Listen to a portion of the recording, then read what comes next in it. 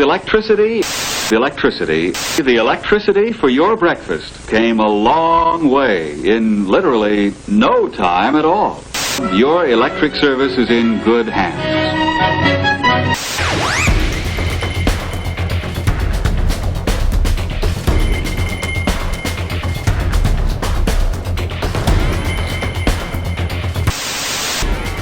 No matter whether your car's petrol, diesel, hybrid, EV or whatever, your power source is 99.9% of the time going to be highly pressurised things with faces. Also, going green can have its limitations. If you go electric, your range is limited to around 100 miles, and hybrid cars are never as economical as they promise, are they? Chevrolet, though, has a sort of answer to that. The Volt. It's a range-extended electric vehicle. It was first conceptualised in 2007 and hit UK shores in 2012. The Volt is a pretty cool bit of kit.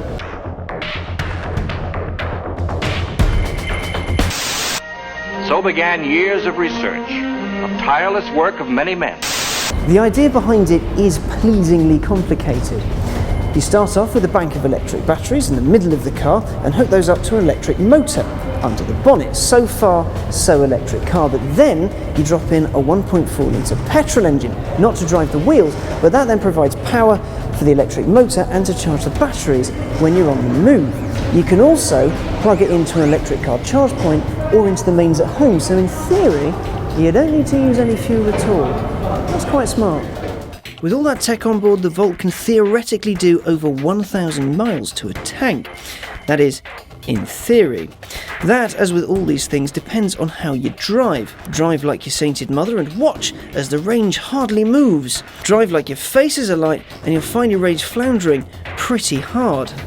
Chevrolet once said you could get over 100 miles to the gallon from a Volt, and ideally love to believe them, except our little readout here is giving us somewhere in the early to mid-40s.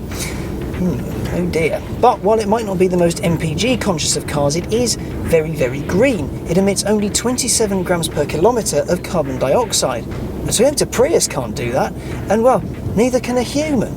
Alright, that might not be true because I didn't actually do the maths.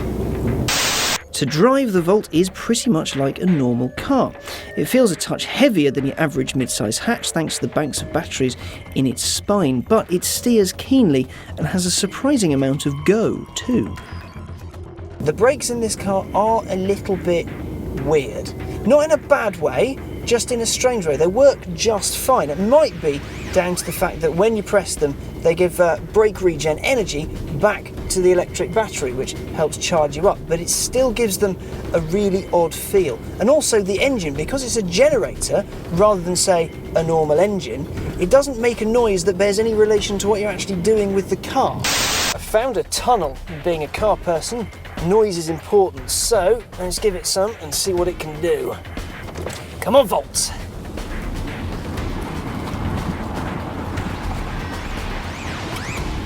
Right.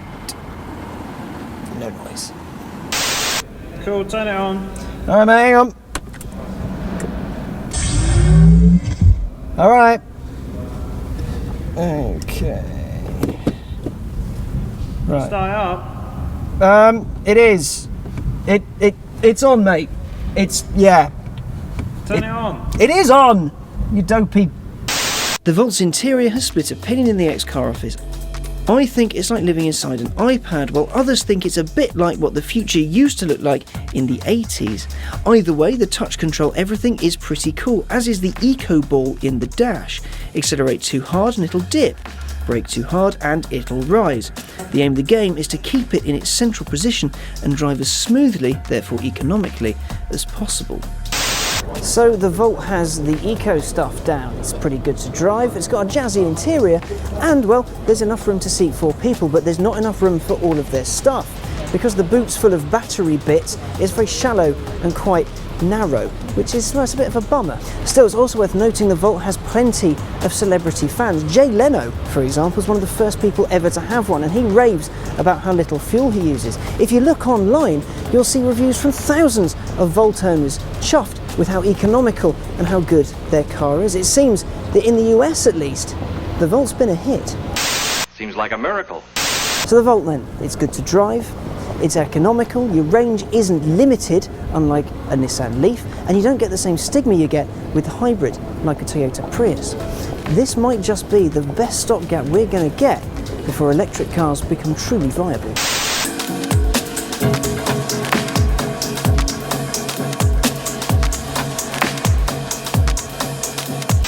And tomorrow will be even better.